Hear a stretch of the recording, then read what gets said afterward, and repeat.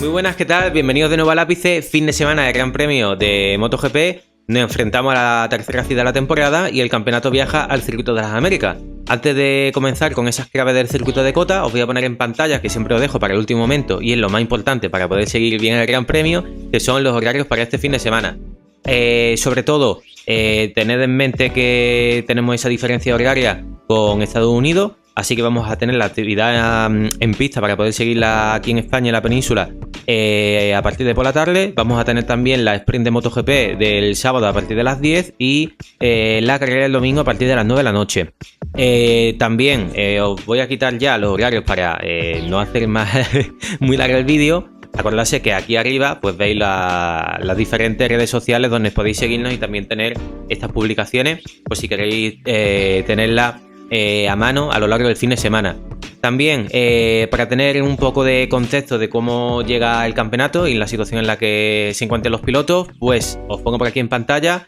Líder que salió de Portimao, Jorge Martín, con 18 puntos de ventaja sobre Brad Binder, que ocupa la segunda plaza del campeonato. Un Enea Bastianini que se halla en esa tercera posición, que ha tenido también un buen inicio y sobre todo ha podido aprovechar ese cero que tuvieron tanto Pecco como Marc Márquez en Portimao.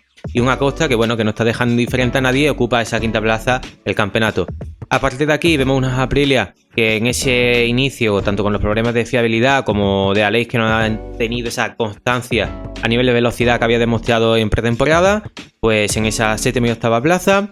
Y más allá de los 12 primeros pilotos, os pongo la siguiente foto para que veamos el resto de la clasificación. A un Marco Bezzecchi en la 13ª plaza, que está teniendo esos problemas de adaptación a la Desmosedici del año pasado, que ya hablaremos de ello y cómo el único piloto que le está sacando el máximo rendimiento a esa versión de la Desmosedici está siendo Marc Márquez. A partir de aquí pues vemos a las Hondas, vemos también a Augusto Fernández que le está costando más de lo que le hubiese gustado, y en las últimas posiciones a un Franco Morbidelli y a un Raúl Fernández que sobre todo con Raúl tenemos mucha confianza depositada en él, que creemos que cuanto antes pueda demostrar, ¿no?, ese nivel de piloto que tiene, y un Franco Morbidelli que, bueno, al haberse perdido toda la pretemporada, esa falta de kilómetros que tiene, esperemos que con la mejor moto de la parrilla, porque bien sabemos que en el Pramac pues tiene esa versión de este año oficial de las Desmosedici, pues pueda ir poco a poco poniéndose a tono y, por qué no, recuperar ese nivel del Morbidelli que vimos subcampeón del mundo en 2020, y que no queremos que se cumplan, pues bueno, esas cosas que se están comentando por ahí. Ahora quito esta imagen y me veis en pantalla, de que si se está pensando en bajar a mitad de temporada a Franco Morbidelli para que suba Iannone y Superbike a ocupar ese puesto. Bueno, en definitiva, muchos rumores que se hablan por ahí y que tampoco queremos darle espacio. Lo único que quería comentar es esa sensación y decirlo a modo de crítica y rebatir bueno, esas supuestas informaciones que habían salido, ¿no? Si os parece, vamos a hablar de esas particularidades que tiene el circuito de Cota, esas singularidades como hemos puesto en la miniatura. Básicamente os voy a poner bueno, pues la imagen con todos los datos del circuito. Os pongo por aquí, no me vais a ver en un tiempo la carga, pero bueno, lo importante. El circuito de las Américas presenta unas particularidades muy bien definidas. Primero, una parte de stop and go que vemos claramente con esas horquillas tan anguladas, donde los pilotos pasan muy poquito tiempo inclinados y es muy importante parar bien la moto.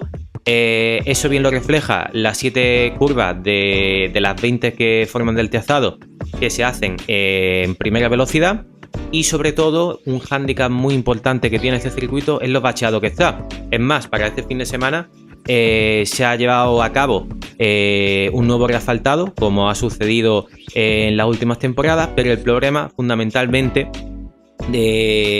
procede de la ubicación que tiene el circuito, que presenta unas tierras que son bastante movedizas y hace que el asfalto pues se vaya moviendo y a medida que vaya avanzando el tiempo se encuentre en peores condiciones. Asimismo, Cota es el tercer circuito tanto más largo como más ancho del calendario. Y si os parece, empezamos con esa vuelta express al circuito de las Américas. Empezamos en la recta principal, que no va a ser la más larga de todo el circuito. Se alarga a quinta sin llegar a subir a sexta, y es que tenemos una primera llegada hacia esa curva 1 en subida con un desnivel de 41 metros, una auténtica brutalidad, y además a medida que los pilotos se van acercando a esa primera curva, hay un cambio de rasante, por lo tanto llegan totalmente a ciegas y nos encontramos la primera curva, como os decía, angulada, que va a ser un punto muy crítico, primero a tener en cuenta en la salida, por eso embotellamientos que se puedan producir en esta zona, cruces de línea, contactos, incluso en el peor de los casos caídas que puedan producirse. Y también es un sitio bastante propicio para el adelantamiento a medida que, bueno, que la carrera también se va estableciendo un poco. Parte negativa, pues que, bueno, lógicamente con este tipo de curva, como os decía, se fomenta mucho que se puedan cruzar las líneas, no son propicias para ese paso por curva natural que tiene, ¿no? También el giro de una moto. Y sobre todo con esta zona se fomentan mucho esos adelantamientos estilo block pass, donde al final el piloto que busca el interior se lanza al vértice, obligando al piloto que va por fuera a tener que levantar la moto si no quiere que se produzca un contacto, ¿no? Por lo tanto, zona muy delicada esta llegada hacia la primera curva, y a partir de aquí vamos a tener la llegada hacia la curva 2, que se hace en bajada, en tercera, una curva muy rápida y que va a dar comienzo a una sucesión de curvas enlazadas de izquierda a derecha que conforman la parte más fluida del circuito. Aquí tenemos un problema, un déficit de seguridad bastante importante, y es que sobre todo a partir de la tercera curva hasta la curva 8, las escapatorias de estos virajes no tienen grava, son totalmente asfaltadas, y por lo tanto esto propicia que cuando un piloto sufre una caída acabe deslizándose, pueda cruzar de una curva a otra deslizándose y quedando perfectamente en mitad de la tiazada, ¿no? Entonces ya sabemos estas situaciones, los problemas de seguridad que tienen, y no voy a alargarme mucho porque la verdad que no entiendo cuáles son las decisiones que toman muchas veces los encargados de la seguridad de los circuitos, ¿no? Decir también que desde la curva 2 hasta la 6 se hace todo en segunda. Y una vez que llegamos a la curva 10, los pilotos se enfrentan al viraje que se hace más rápido en todo el circuito, en cuarta velocidad, se pasa a 195 y en bajada. Aquí además es un punto, como os decía antes, con lo bachado que está el circuito, donde se nota muchísimo lo mal que está el asfalto en esta zona, porque claro, al haber un cambio de rasante y al ser una zona tan rápida, se producen grandes movimientos en las partes delanteras de las motos, y al final todas esas vibraciones acaban repercutiendo en las demás zonas de la moto, ¿no? Por lo tanto, a nivel de puesta a punto, esto exige un gran trabajo por parte de los equipos.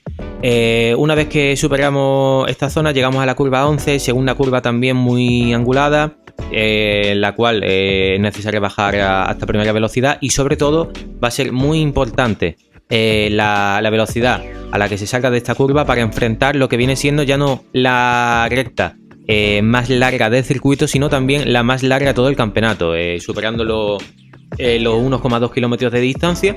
Y además en esta salida de la curva 11 se empieza en bajada, y no es una recta totalmente plana y recta, valga la redundancia, sino que va virando un poco hacia la derecha, tiene unos pocos de desniveles, de subida, bajada, y al final, una vez que llegamos a la frenada de la siguiente curva, ya el circuito se vuelve un poquito más llano, ¿no? Como os decía, si tenemos esa contrarrecta más larga de todo el campeonato, pues tenemos la frenada también más larga del calendario, a la cual se llega a una velocidad máxima de 340 y se produce una frenada salvaje durante 350 metros a lo largo aproximadamente de 6 segundos y medio, y con una desaceleración de fuerzas de 2G, ¿no? Una auténtica pasada.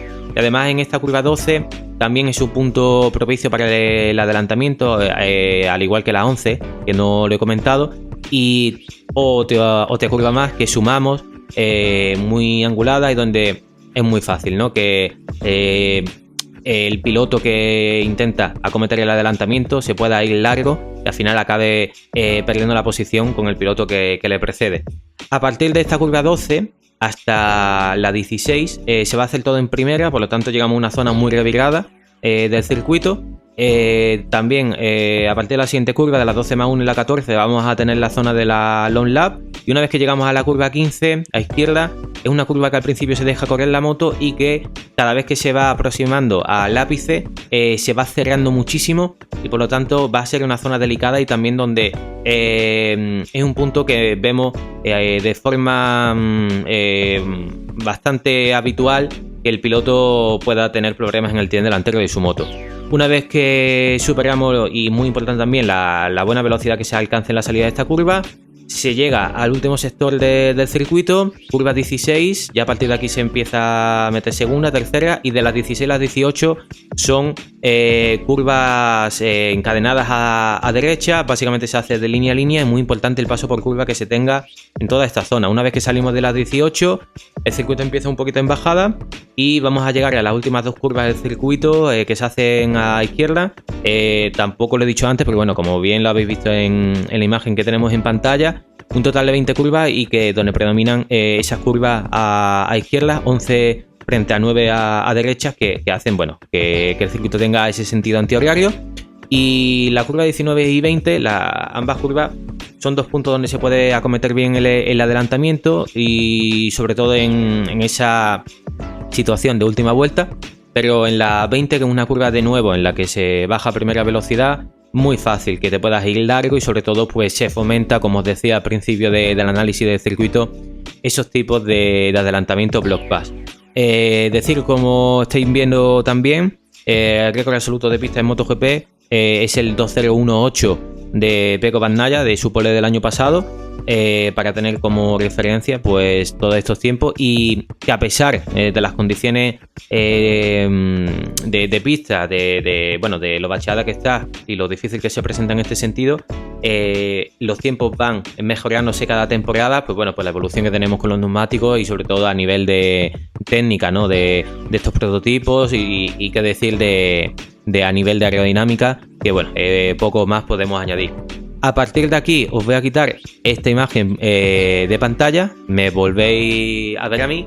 Y siguiente asunto que quería tocar para seguir con la previa del Gran Premio de las Américas, pues aquellos pilotos que han sido dominadores, y cómo no, pues dominadores, digo en plural, y sinceramente debería dejarlo en singular, porque el señor Marc Márquez, aquí directamente, pues ha sido uno de los circuitos que los conoce. Pues vamos, yo creo que con los ojos totalmente cerrados. Desde que se inauguró el circuito de las Américas en 2013, consiguió 6 victorias seguidas hasta 2018, y de nuevo volvió a sumar una nueva victoria en 2021. Es decir, de las 8 participaciones que ha podido hacer en este circuito, 7 han salido con victoria de este señor. Y sobre todo, además es que el año pasado él no estuvo por lesión. En 2020 no se compitió en este circuito de COTA por la llegada de la pandemia del COVID, y es que su peor resultado al final ha sido una 6ª posición, que fue en ese 2022, cuando tuvo esos problemas en salida y hizo una remontada también brutal, característica de Marc Márquez, ¿no? Y aparte, he decidido poner esta foto, que es la que ejemplifica la victoria más precoz en MotoGP, con un Márquez que, como estáis viendo ahí, con una cara de niño, que tan solo tenía 20 años y que superó en esa victoria más joven en MotoGP, o en categoría reina, de Freddy Spencer. Nada, de Márquez poco más podemos añadir. Lo que sí podemos decir, que en todos estos años que se lleva compitiendo en COTA, que esta temporada va a ser la 11ª temporada, pues tenemos al siguiente piloto, que es Alex Rins, que aquí ha conseguido su primera victoria en MotoGP en 2019. Una carrera que, por cierto, lideraba Marc Márquez con una amplia distancia de más de 2 segundos. Tuvo una caída en esa curva 12, en esa frenada que explicabas antes. Y sobre todo es que, si aquí hago un inciso, si no os acordáis, las 2 ondas oficiales ese fin de semana se retiraron por problemas con la cadena, y una cadena no se rompe tan fácilmente, no sufren un problema de repente, ¿no? Y básicamente es que en Honda estaban probando un basculante de carbono, por lo tanto, pues ya sabemos de este material que no flexa como lo que viene siendo el aluminio, y al final tensó tanto la cadena que sufrieron una ruptura, y en este caso la caída de Marc Márquez vino producida por ese factor que os comentaba. A partir de aquí, en ese 2019, pues la primera victoria en MotoGP de Don Alex Rins también, superando a Valentino Rossi en esa lucha que tuvieron en las últimas vueltas. Y aparte es que aquí Alex ha sido un circuito totalmente idílico para él. Aquí consiguió su primera victoria en el Mundial en Moto3, en el año de inauguración de este circuito, en 2013. Aquí también ha conseguido su primer podio en Moto2, en su segundo Gran Premio en el año que debutaba en Moto2. Y sobre todo, el año pasado, aquí consiguió en su tercer Gran Premio con la Honda ese podio en la sprint, y sobre todo esa victoria que no conseguía Honda desde el Gran Premio de Misano en 2021, y aparte que es la última victoria que tenemos registrada de Honda. Así que lo de Alex Rins en este circuito, desde luego, sabemos lo rápido que va. Es más, suma en total de todas las categorías 4 victorias y 3 podios, y veremos si este fin de semana con la Yamaha, sabemos que tampoco Alex a nivel físico no está en su plenitud, llega un poquito todavía tocado de esa lesión de fractura de tibia y peroné que arrastró del año pasado. Está en ese proceso de adaptación a la moto a la marca de los de Iwata, así que veremos de lo que es capaz, pero es muy bueno lo que vimos el año pasado.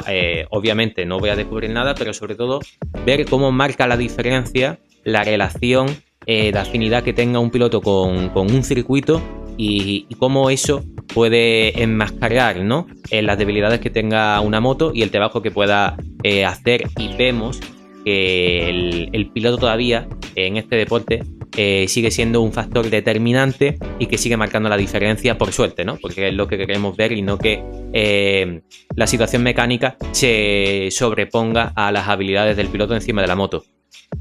Más allá también de Alex Rins, tercer piloto que en la actual categoría de MotoGP ha ganado en este circuito, Enea Bastianini, que hizo un auténtico carrerón en 2022 y que yo sinceramente para mí va a ser uno de los pilotos a tener en cuenta este fin de semana. Y aparte de Enea Bastianini, de Alex Rins y de Marc Márquez, no tenemos ningún otro piloto ganador en este circuito. Lo que sí podemos decir, por ejemplo, que hay pilotos como Maverick Viñales, que aquí consiguió su primera victoria en Moto2 en 2014, si no me equivoco, efectivamente. Es un circuito donde suele ir bastante rápido. El año pasado, además, con la Aprilia demostró en todo el fin de semana tener un pedazo de ritmo. Luego no lo materializó en carrera, sufriendo importantes problemas en salida y perdiendo muchas posiciones. También tenemos a Pecco Bagnaia, que aquí consiguió también su primera victoria en Moto2, y que es un circuito donde se adapta bien. Porque aparte de tener esa parte de stop and go del circuito, como os decía, también tiene algunas zonas más fluidas, y vamos, ya sabemos el nivel de el potencial que pueda tener Pecco en este circuito. Y aparte de todos estos datos que os comento, por último, quería haceros mis pronósticos para el fin de semana. Así que me voy a mojar, cosa que no suelo hacer mucho, y aparte no me gusta porque es decir cosas por decir, pero bueno, ya que hay mucha gente también que habla, pues porque nosotros no lo vamos a hacer, ¿no? Y nos lo pasamos un poquito bien. Os voy a poner mi pronóstico para la sprint del sábado. Ojo, tanto para el sábado como para el domingo tengo, Así que, primero, el sábado tengo tercera posición Jorge Martín, en la segunda plaza a Pecco Bagnaia, y como ganador a Marc Márquez. Ese es mi podio para la sprint. Y ahora vaya a ser fumadores pasivos conmigo, porque me voy a meter una fumada que me la permito, pues porque sí, tío, pues porque estoy haciendo el vídeo. El podio para el domingo. Y va a empezar, tachán, con Alex Rins en el podio en la tercera plaza. Ojalá de verdad que pase, ojalá. Luego en la segunda plaza meto a Enea Bastianini. y como ganador del domingo del Gran Premio de las Américas a Jorge Martín. Pronóstico, ya lo he desvelado, así que si me gustaría por lo menos que dejarais en los comentarios cuál es el vuestro para este fin de semana, si me veis que estoy bien en la cabeza, si no, no pasa nada. Así que dicho todo esto, que disfrutéis el fin de semana de MotoGP, nos vemos pronto en los próximos días y que os cuidéis mucho. Adiós.